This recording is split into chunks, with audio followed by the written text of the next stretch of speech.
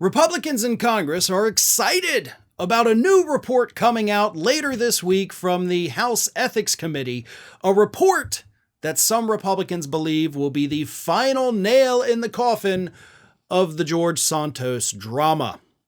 Now, on Tuesday, George Santos's former campaign manager actually pleaded guilty, which is a very bad sign for George Santos with the criminal charges that he is facing, because I'm willing to bet as part of that guilty plea, he's agreed to go ahead and testify against Santos.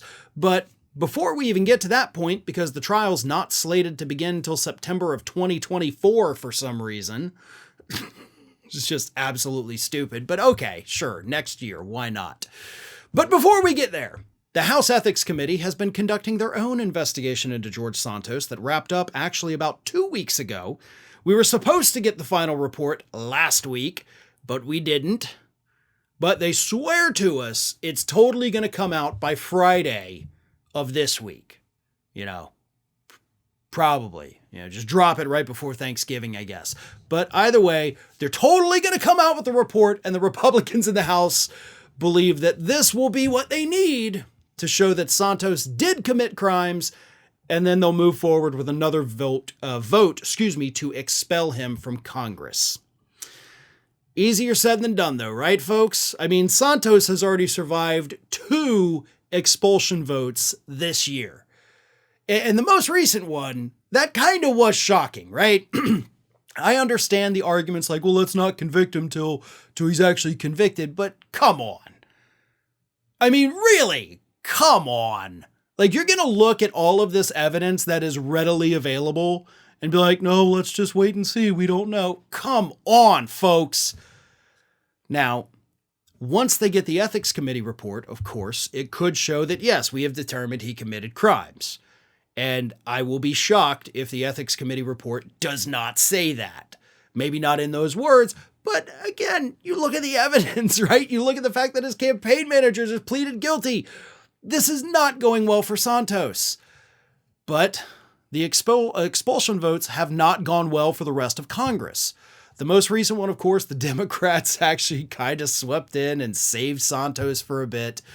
And in order to even expel him in the first place, what's going to happen, because I know you're not going to get all the Republicans, but you have to get at least 80 Republicans to vote with every single Democrat to vote to expel George Santos. That's easier said than done. Like, when we look at the chaos and the dysfunction in the Republican Party, I mean, it's on display this week again with the budget battles. Do you really think you're going to get that many Republicans to vote to expel him? You could only get 8 Republicans this week to vote to not impeach Mayorkas for not committing crimes. So I don't know. Like, this report from the Ethics Committee could literally tell us, like, George Santos killed 8 people in a fit of rage. And you'd still have Republicans being like, well, I mean, let's let the voters decide. So I can't say for certain anything will happen one way or the other. Santos seems pretty confident. He says, let them do it. If they don't have a conviction and they don't have anything damning coming out of ethics, and they still push that, the norm stands that we're creating a dangerous precedent. So Santos is a little cocky about it. He thinks he'll survive this. And I got to tell you, based on the history of just this year, I wouldn't be surprised if, regardless of what's in that Ethics Committee report, Santos doesn't lose his job for it. Ring of Fire has fresh content 7 days a week, so if you want to be reminded about it, don't forget to subscribe to the channel, hit the little bell to be notified every time a new video goes up.